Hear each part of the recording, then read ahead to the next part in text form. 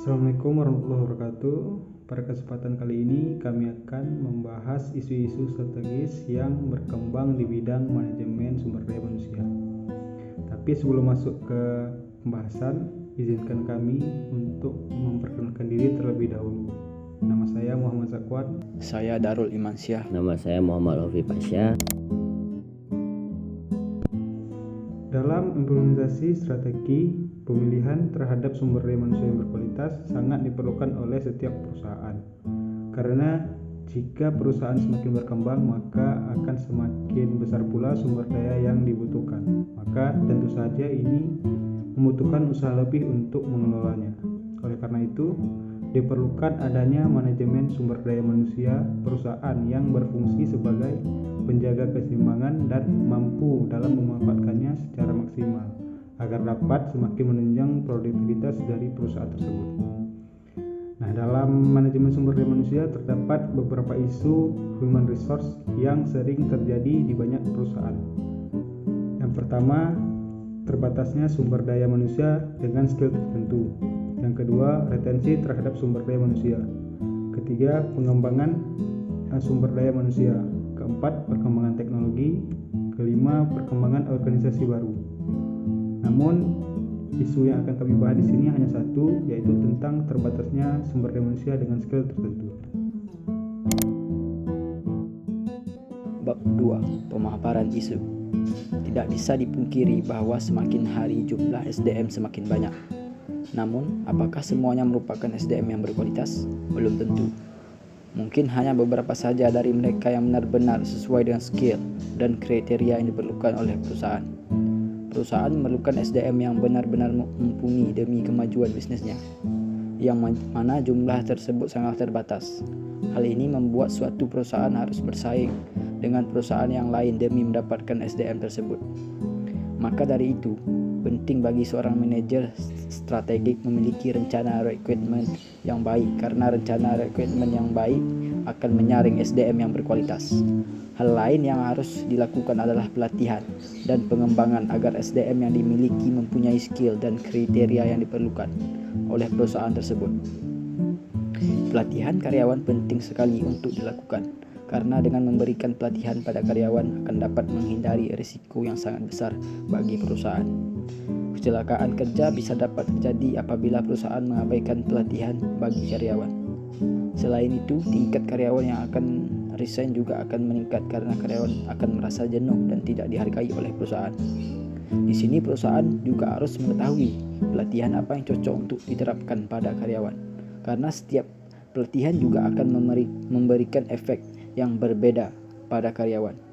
Pelatihan juga harus dilakukan secara berkesinambungan agar menciptakan SDM yang berkualitas dan profesional.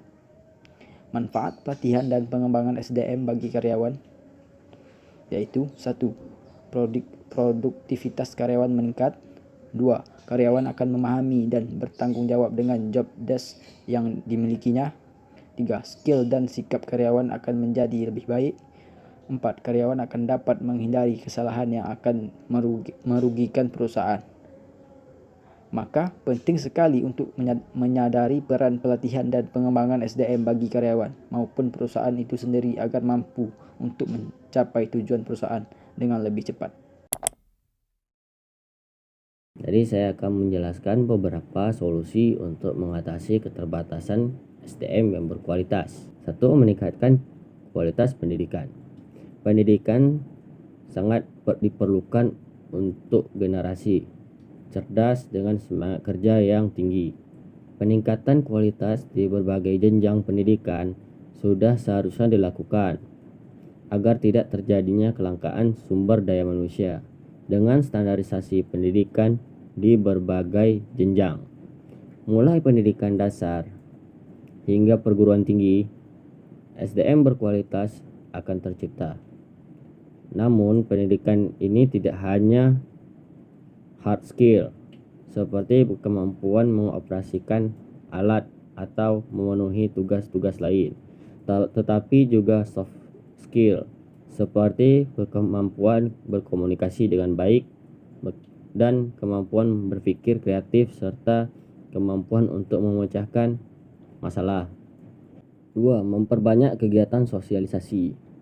Kegiatan sosialisasi juga sangat penting dan bermanfaat untuk meningkatkan pengetahuan bagi para tenaga kerja.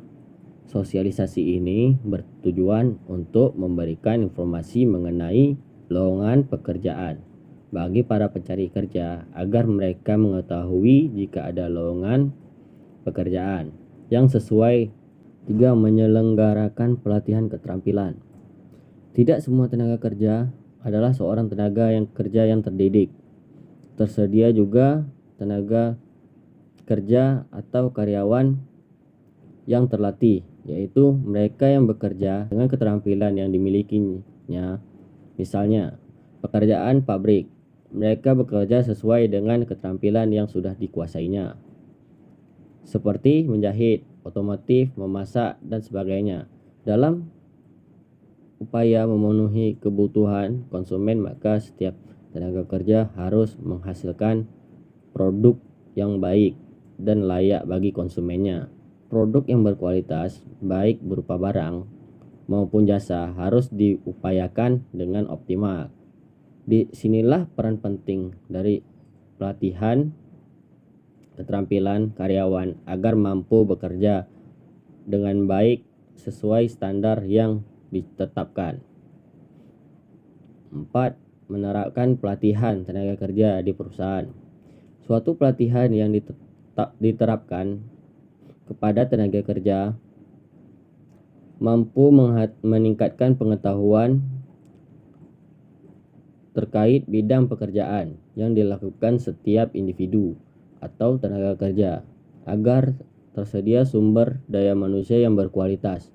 Maka harus ditingkatkan kompetensinya melalui pelatihan atau training tenaga kerja yang ada di setiap perusahaan. Dengan adanya training secara periodik dan berkelanjutan, maka setiap tenaga kerja mampu menjalankan tugasnya dengan baik.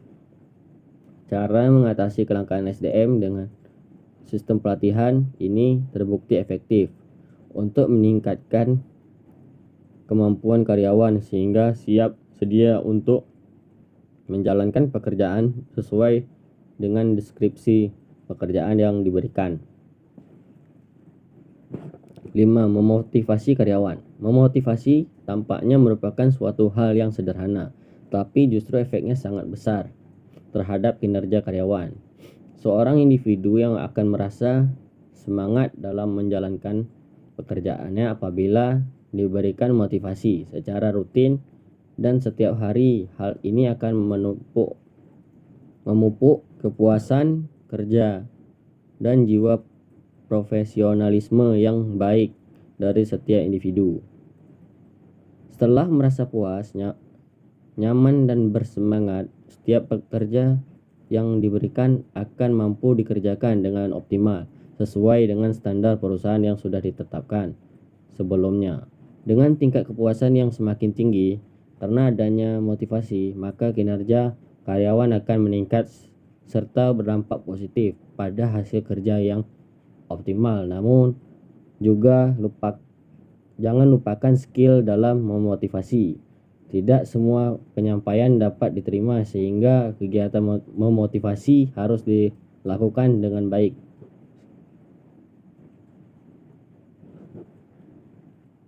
Sekian penjelasan dari saya dan terima kasih. Assalamualaikum warahmatullahi wabarakatuh.